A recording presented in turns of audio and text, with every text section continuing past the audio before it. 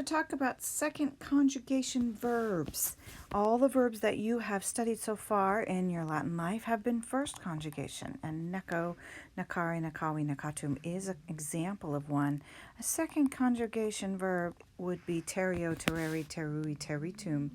And how we tell the difference is we look at the second principal part. And if you see that the second principal part of a first conjugation verb ends in are, the second principal part of a second conjugation verb ends in an ere, the first e having a macron, or what we call a strong e.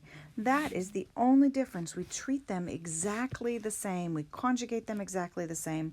But you have to know that. It's really important because it matters later in different tenses, and it matters in different conjugations as well. So find yourself some space in your chart book where you have room to write first, second. You'll be adding a third and a third IO and a fourth. Those are all the conjugations. And I want you to write first conjugation is are. Most of the time the a has a macron, not always, but it always has an a. And second conjugation always has an ere with a strong e, or e with a macron, however you want to refer to it there. All right, I'm going to show you how to conjugate in the present, imperfect, and future tenses, because it's going to be exactly the same, but it's going to look a little funny to you because of the e. So again, we go to the re, we take off the ending in this one, and you would write, remember that this is first present singular, so it comes right down here. You can just transfer the whole thing, and then the rest of it you would just put in the stem. I find it easier to write the stem down first because it's all the same and you don't really have to think about it, and then you can go back and chant your endings. So O-S-T, moose, tis, nt. But translate just the top one for you.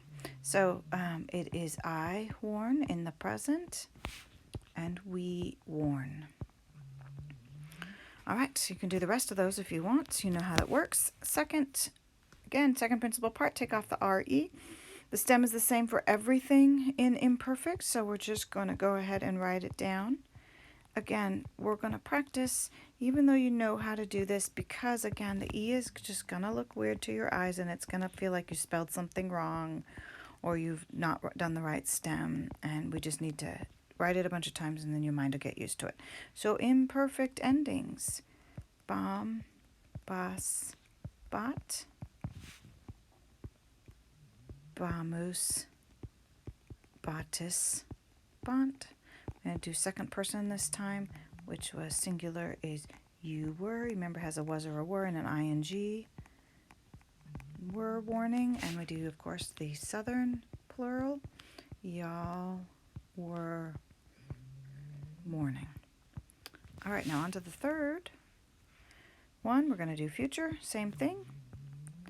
Stem down on every single one of them.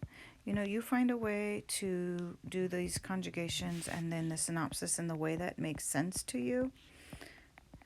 I find it easier to do this first. Okay. Bow, bis, bit, bimus, bitis, and remember it's bunt, not bint. Do the third one. He, she, it with the helping verb, will warn, and they will warn. That's all there is to it. It's pretty simple. You just got to practice to get it into your muscle memory. Go back up. Remember, this is what you need to remember for your whole Latin life. And if you learn this now, it'll be much easier later. First conjugation, are, strong are. Second conjugation, strong ere.